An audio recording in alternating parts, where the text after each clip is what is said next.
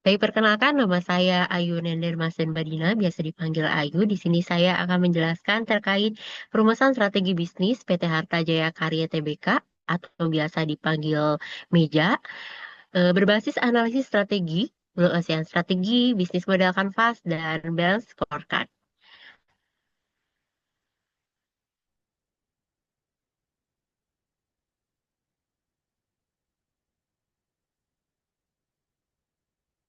Nah, di sini apa sih yang menjadi latar belakang dalam pembahasan kali ini? PT Harta Jaya Karya ini memiliki peluang pertumbuhan yang besar, namun juga menghadapi persaingan yang semakin ketat. Oleh karena itu, diperlukan strategi yang tepat agar perusahaan mampu mempertahankan keunggulan kompetitif dan meningkatkan kinerjanya. Perlunya identifikasi terkait kekuatan, kelemahan, peluang, dan ancaman yang perlu dihadapi oleh PT Harta Jaya Karya dengan berbagai pisau analisis strategi seperti misalnya analisis internal, analisis eksternal yang kemudian nanti akan diberikan alternatif strategi dengan menggunakan balance scorecard yang diharapkan dapat memberikan alternatif strategi yang dapat diimplementasikan secara praktis dan terukur.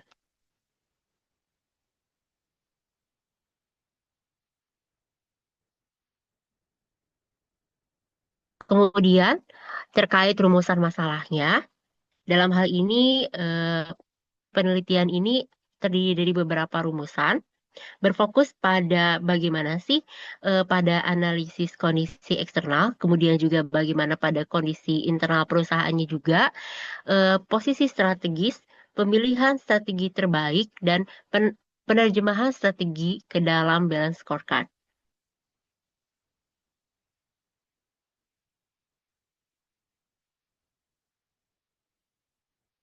Nah, kemudian apa sih kerangka analisis yang akan kita gunakan dalam kerangka analisis materi ini? Yang pertama terkait visi dan misi. Nanti kita akan jelaskan lebih rinci bagaimana menganalisis visi dan misi. Kemudian juga bagaimana menganalisis eksternal perusahaan PT Harta Jaya Karya berdasarkan analisis pastel, Five Force, CSF, dan EV. Kemudian untuk analisis internalnya kita menggunakan CPM, Frigio, IV, dan bisnis model kanvas. Terkait pencocokan strategi, nanti kita akan menganalisis tiga matrik IE dan TAUS. Kemudian untuk pemilihan strategi, nanti kita akan membahas dengan QSBM dan AHP dengan dilanjutkan dengan implementasi strategis dengan balance scorecard.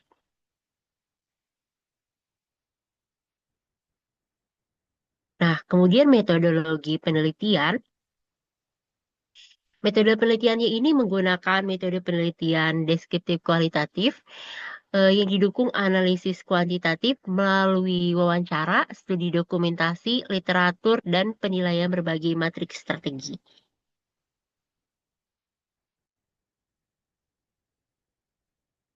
Kemudian sudah masuk ke dalam pembahasan gambaran umum, apa sih atau perkenalan bagaimana PT Harta Jaya Karya yang biasanya terkenalnya disebut dengan Intera.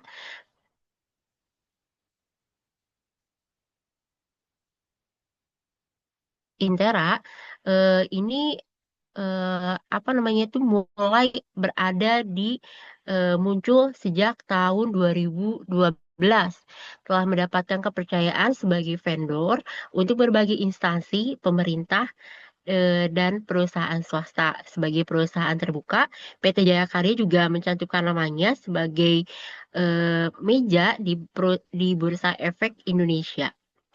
PT Jaya Karya juga menggunakan logo HDK yang menjadi logo pengenal di Indonesia. Kemudian tujuan PT Harta Jaya Karya ini menyediakan solusi konstruksi interior dan dan furnitur khusus yang mampu memenuhi kebutuhan pelanggan secara terpadu. Kemudian terkait value-nya itu mereka memegang 4 value, yakni compassion, attention, responsibility, dan excellence.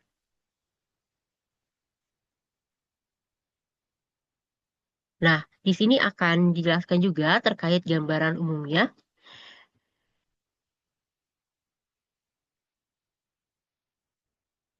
Gambaran umum di sini terkait visi PT Harta Jaya Karya, yakni menjadi pelopor masa depan konstruksi, bukan hanya sebagai pemimpin industri, tetapi juga sebagai kekuatan transformasi dalam membentuk komunitas yang dibangun, dipelihara, dan berkelanjutan. Untuk misinya terdapat 6 poin, yakni dalam memberikan solusi terpadu, berkomitmen pada inovasi, mendukung pertumbuhan usaha, menjunjung tinggi integritas, kemudian berkomitmen menciptakan proyek dan menciptakan lingkungan kerja yang aman dan mendukung pengembangan karyawan. Dalam struktur organisasinya itu dapat dilihat di layar, yakni terdapat eh, kom- komite, kemudian di bawahnya itu dewan direktur, kemudian selanjutnya itu struktur manajerial.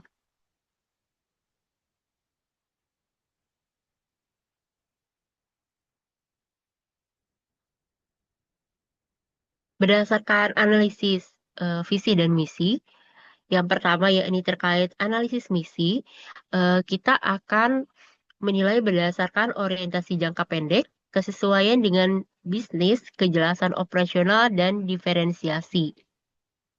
Berdasarkan aspek misi ini, visi perusahaan dinilai sudah sesuai dengan arah jangka panjang. Namun, hal ini memperlihatkan masih perlu diterjemahkan menjadi target yang lebih spesifik dan mudah diimplementasikan oleh seluruh unit kerja. Baik itu terkait menerjemahkan visi menjadi sasaran pertumbuhan kualitas proyek maupun dari sisi faktor pada solusi integritas terpadu. Sedangkan terkait kejelasan operasional, sarannya itu tentunya perlu diperlukan indikator strategis agar visi dapat dipahami oleh unit proyek, pemasaran, produksi, dan keuangan. Sedangkan di bagian eh, diferensiasi perlunya mengembangkan nilai pembeda seperti desain, personalisasi, layanan end-to-end, dan sistem manajemen proyek yang lebih terjamin.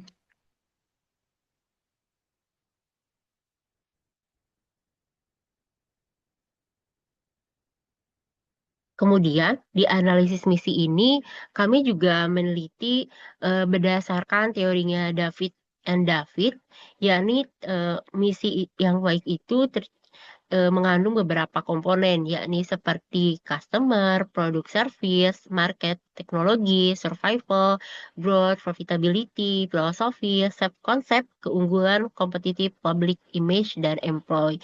Nah, memperlihatkan bahwa di PT Harta Jaya Karya ini eh, sudah masuk eh, sudah mencantumkan beberapa aspek yang disarankan oleh David and David, akan tetapi dalam dalam misinya ini eh,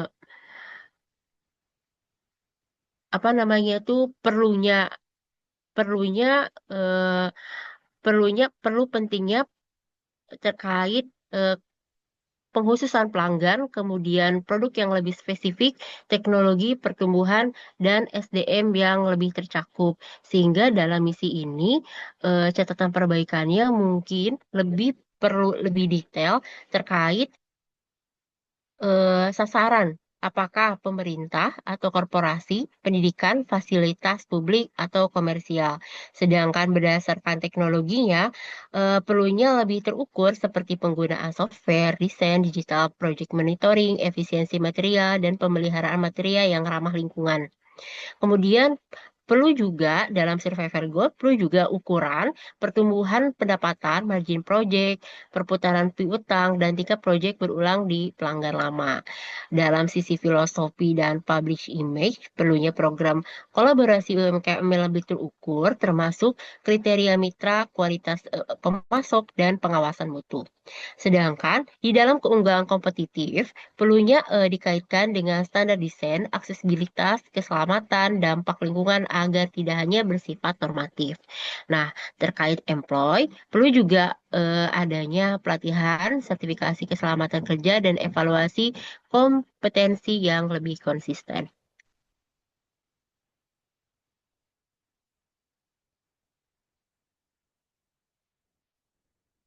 Dalam analisis faktor eksternal ini terdapat analisis lingkungan makro dan analisis industri. Nah, dalam analisis lingkungan makro ini,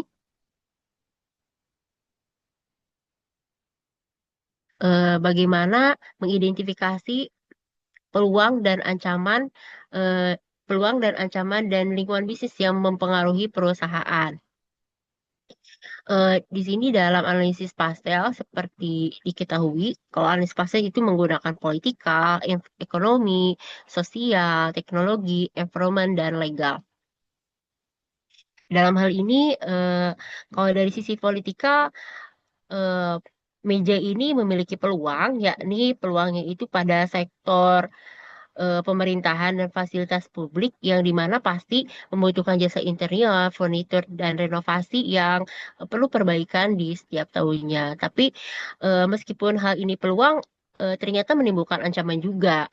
Eh, kebanyakan banyak tender sehingga persaingan juga ketat, administrasi juga kalau di pemerintahan cukup kompleks, kemudian juga ketergantungan anggaran pemerintah juga kadang mempengaruhi terkait pemesanan eh, pemesanan kepada meja gitu sebagai penyedia vendor. Kemudian dari sisi ekonomi, pertumbuhan ruang komersial kantor, adanya peluang terhadap pertumbuhan ruang komersial, kemudian juga pendidikan dan fasilitas membuka pasar proyek, yang nantinya itu mungkin dari satu sisi akan juga mempengaruhi ancaman terkait kenaikan harga material, biaya tenaga kerja, dan menekan margin. Dari sisi sosial, peluangnya itu terdapat perubahan gaya kerja, kebutuhan ruang yang nyaman karena dinamis ya. Kalau segi sosial, desain selalu berkembang dari tahun ke tahun, sehingga hal ini juga di satu sisi akan berdampak mempengaruhi akan menimbulkan ancaman preferensi pelanggan berubah cepat sehingga perusahaan juga harus cepat atau responsif terhadap tren desain kayak gitu. Dari sisi teknologi, karena teknologi cepat, kemudian kemudahan dalam mengolah desain, visual, sehingga daya kreativitas atau kemampuan juga dapat meningkatkan apa namanya kemampuan dari sisi pengelola desain gitu. Sedangkan di sisi lain, meskipun misalnya digitalnya meningkat, visual 3D-nya juga meningkat, akan tapi ya hal ini juga beriringan dengan ancamannya. Persaingan juga jadi lebih cepat, pengadopsi teknologi dapat lebih unggul dalam presentasi dan efisien sehingga meja sendiri ya harus eh, cepat-cepat atau kalau misalnya ada teknologi terbaru terkait pengelolaan desain ya harus upgrade agar tidak tertinggal dengan pesaing yang lain kayak gitu. Sedangkan untuk dari sisi environmental, tren material ramah lingkungan dapat menjadi pembeda layanan sehingga eh, meja mulai apa namanya tuh mulai melirik pasokan material yang berkelanjutan